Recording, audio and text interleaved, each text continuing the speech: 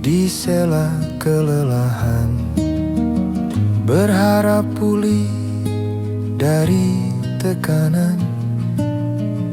Tangan kotor, mata berat, masa depan terasa makin jauh dan lambat.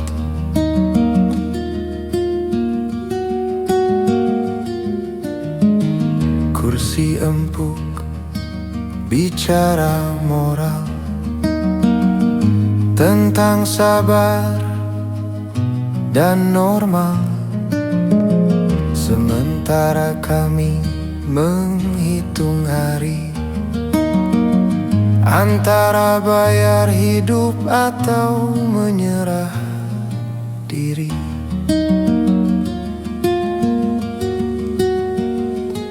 Apakah ini doa yang terlambat?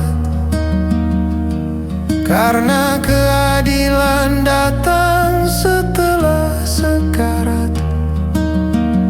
Kami memanggil dengan suara pelan, suara kamu tak pernah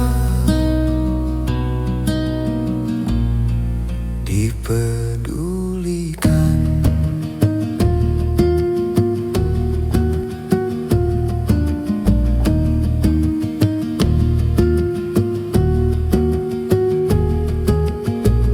Antrian panjang, wajah seragam, semua lelah, semua diam. Tak ada kamera yang merekam luka yang tak pernah layak ditayangkan.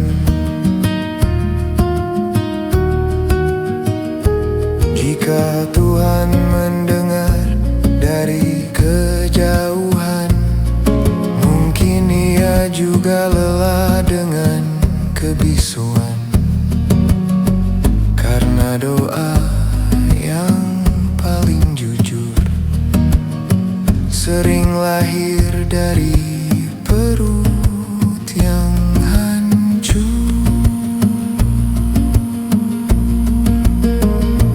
Apakah ini doa yang terlambat?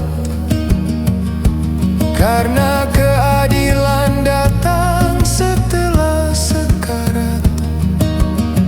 Kami memanggil dengan suara pelan, suara kamu tak pernah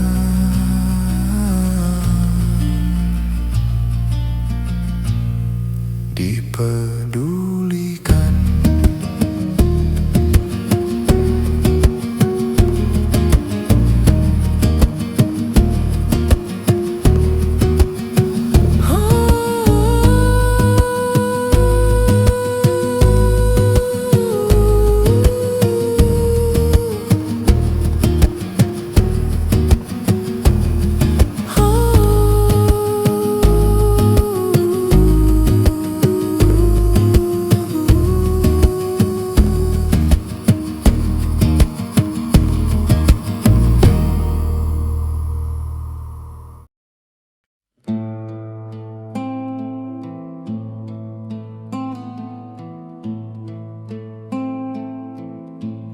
Di padang tandus yang pecah oleh panas, Yena berjalan dengan tulang-tulang di bawah kakinya.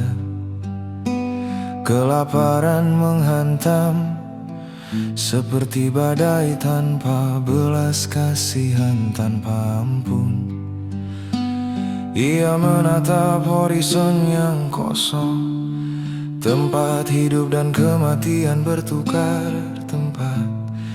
Untuk bertahan ia harus mencuri kehidupan dari siapapun yang lebih lemah. Dunia tanpa rumput hijau adalah dunia di mana Yena bernyanyi dengan air mata. Ia tidak memilih menjadi pemakan bangkai, tapi alam membentuknya dari kelaparan.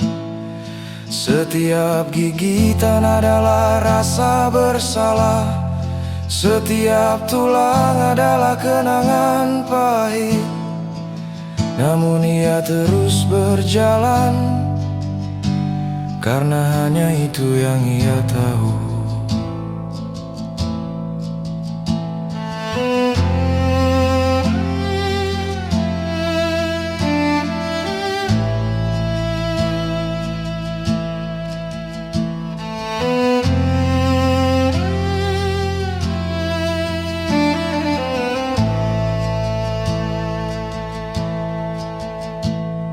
Terkadang ia mengambil milik singa, atau mencuri mangsa cetah yang kalah. Namun di balik tawa yang terkenal, ada rasa sakit yang tak pernah terdengar. Ia hidup di bayang-bayang para raja, namun ia juga berjuang untuk anak-anaknya.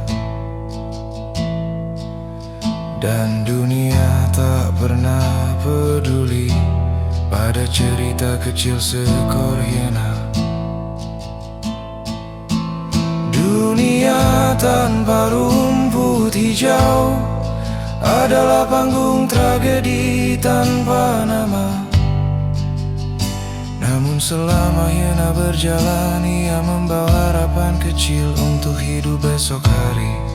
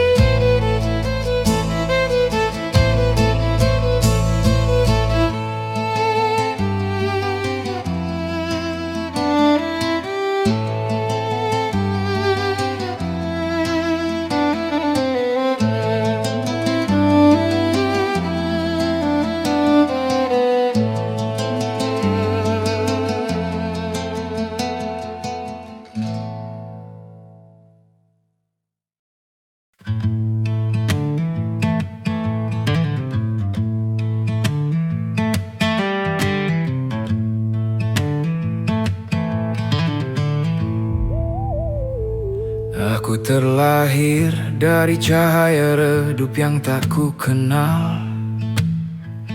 Tangis pertamaku menggema seperti salam yang tersesal. Sejak itu dunia menuliskan namaku di halaman yang belum ku pahami arahnya kemana. Langkah kecilku dulu gemetar mencari wajah, mencari arti di tengah riuh yang terasa jauh. Dan kini aku menatap kembali jejak yang ku pijak, dari bayi rapuh sampai jiwa yang mulai retak. Hidup berjalan seperti bayangan yang terus memanjang, antara harapan yang tumbuh dan mimpi yang hilang.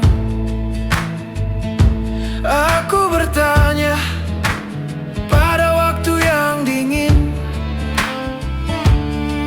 aku ini menuju mana selain akhir yang diam.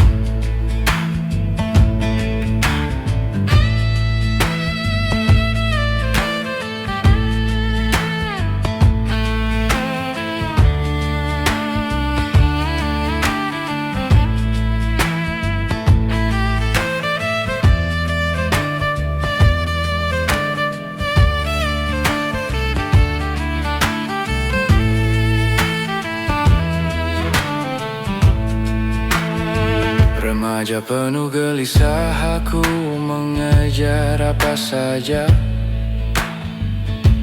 Mimpi tinggi, luka sunyi, semuanya saling menelan.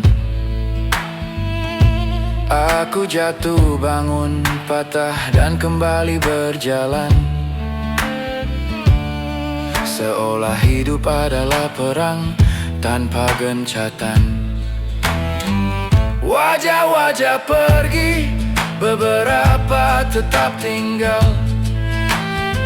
mengajariku bahwa kedekatan pun bisa jadi sekaligus pedang. Dan kini aku memandang masa depan yang samar-samar, dari nafas pertama hingga detik terakhir yang menunggu di kejauhan. Hidup adalah lingkaran panjang yang tak pernah ku taklukkan, hanya ku terjemahkan sambil perlahan menjadi lebih tenang. Jika waktuku nanti redup tanpa suara,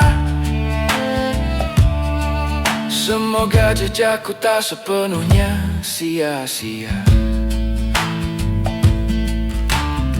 Lalu di akhir renungan panjang ini, aku menatap diriku sendiri. Ada tangis awal, ada sunyi akhir, ada langkah-langkah kecil yang pada akhirnya membentuk manusia yang belajar dari segala getir.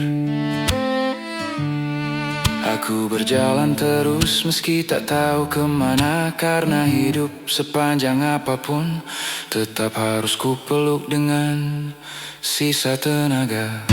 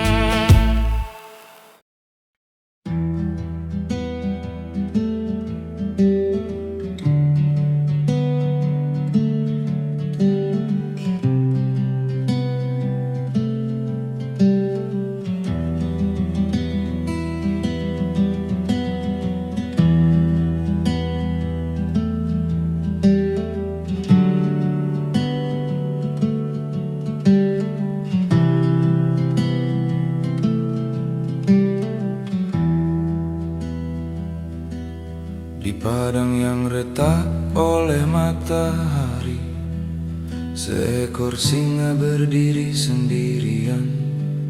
Kelaparan menjerit di perutnya, seperti roh kuno yang menagih korban. Ia melihat seekor anak zebra, masih goyah langkahnya, belum mengerti dunia. Namun alam tidak peduli pada kepolosan, ia hanya mengajarkan hukum bertahan. Darah di ujung tadi adalah harga hidup yang pahit. Ia tak memilih menjadi raja, ia hanya memilih untuk tetap hidup di dunia di mana daging adalah doa dan kematian adalah mata uang. Singa berjalan sendirian, meninggalkan jejak sunyi di tanah merah.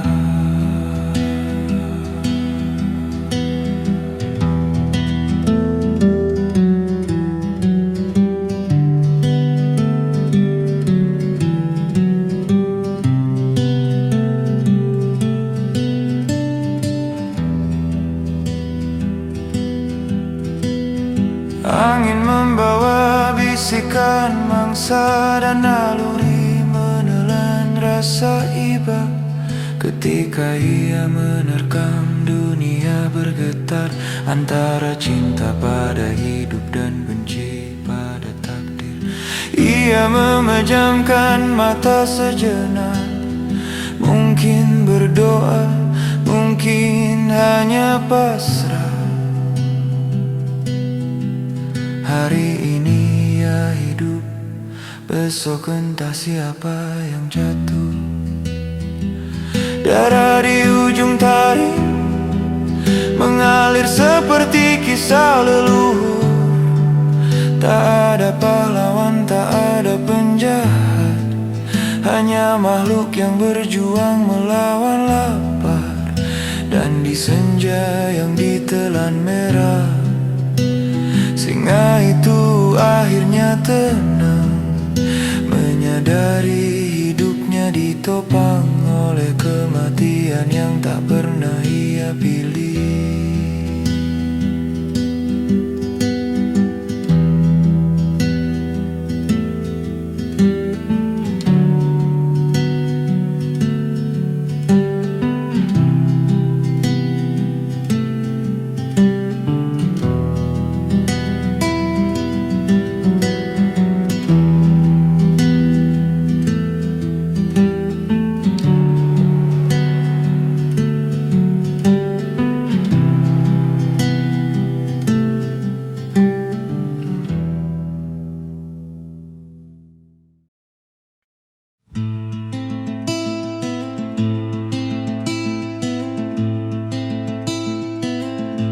Aku menatap cermin, tapi itu bukan aku. Hanya refleksi dari dunia yang beku. Semua tersenyum tapi hatinya menipu. Kebaikan hanyalah aksesoris semu. Mereka berbicara tentang cinta dan setia, tapi tangan mereka mengambil tanpa rasa. Setiap kata adalah jebakan, setiap tawa palsu. Manusia seperti bayangan penuh tipu daya. Cermin palsu menampilkan sisi yang kau pilih. Di balik topeng ego tak pernah pergi. Kemunafikan menari di udara yang gelap. Kita semua boneka dalam drama yang sama. Aku belajar menutup mata, menutup hati. Tak semua yang indah layak dipercaya. Di kota ini kebenaran tersesat, dan kejujuran menjadi barang langka. Jika kau lihat ke dalam cermin yang nyata, kau akan melihat sisi gelap yang tertutup rapi. Jangan berharap, jangan percaya sepenuhnya. Di dunia egois, semua hanya permainan. Cermin palsu menampilkan sisi yang kau pilih. Di balik topeng ego tak pernah pergi. Kemunafikan menari di udara yang gelap. Kita semua boneka dalam drama yang sama. Kita semua boneka dalam drama yang sama.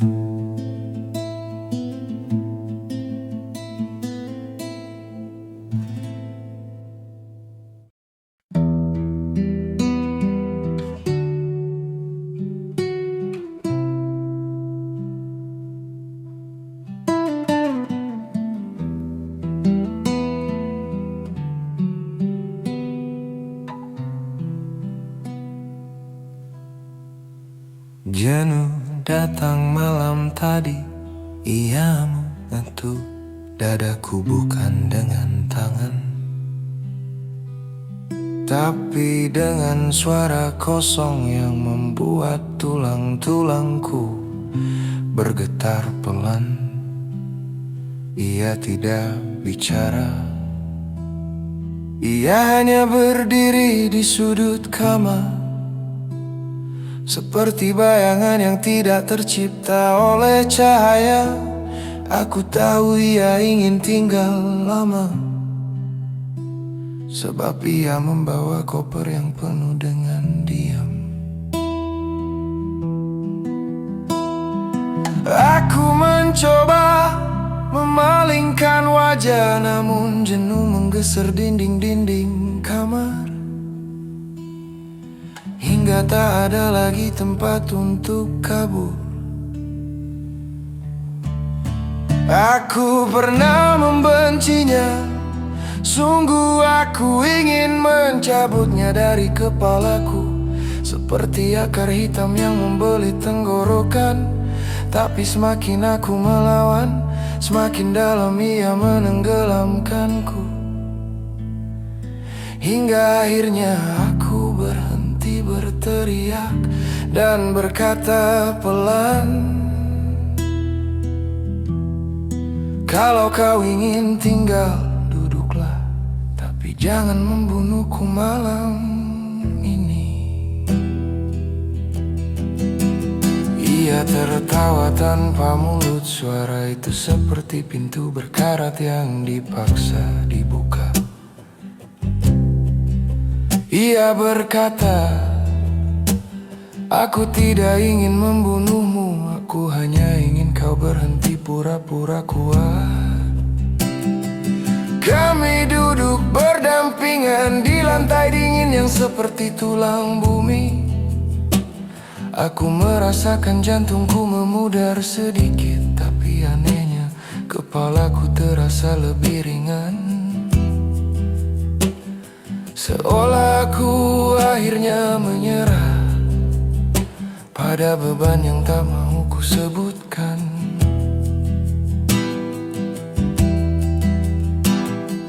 Jenuh meraih tanganku, dan untuk pertama kalinya aku tak menariknya pergi.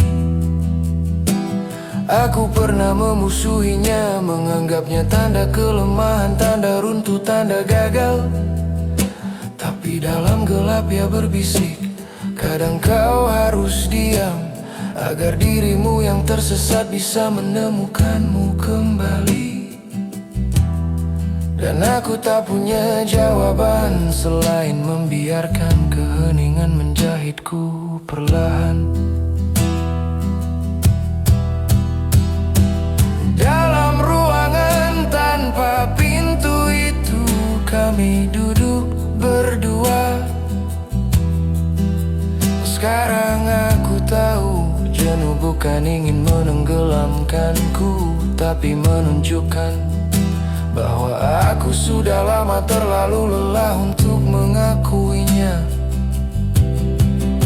Kini aku tidak lagi melawannya, tidak lagi memohon ia pergi. Kami berjalan berdampingan seperti dua bayangan yang akhirnya saling memahami. Ia tetap gelap, tetap berat, tetap muram, tapi kini ia bukan racun, melainkan pengingat bahwa aku manusia yang kadang perlu berhenti, meski caranya ditarik masuk ke ruang tanpa pintu.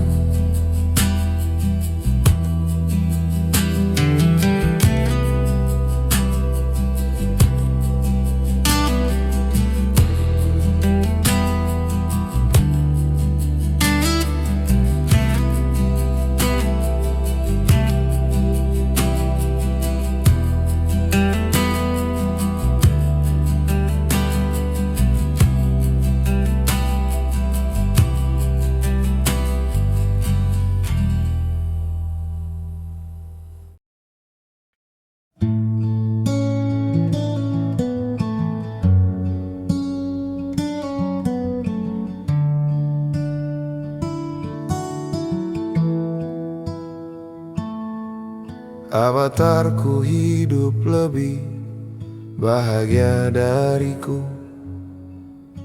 Ia punya segalanya yang gagal aku dapatkan di dunia nyata yang kejam ini. Ia diberi cinta, pujian dan pengakuan, sedang aku hanya kebisingan tanpa tujuan. Aku lebih mati dari avatarku. Dia tersenyum, aku membusuk tanpa nafsu. Aku jadi bayangan untuk hidup yang palsu, dan mereka cinta topeng, bukan diriku.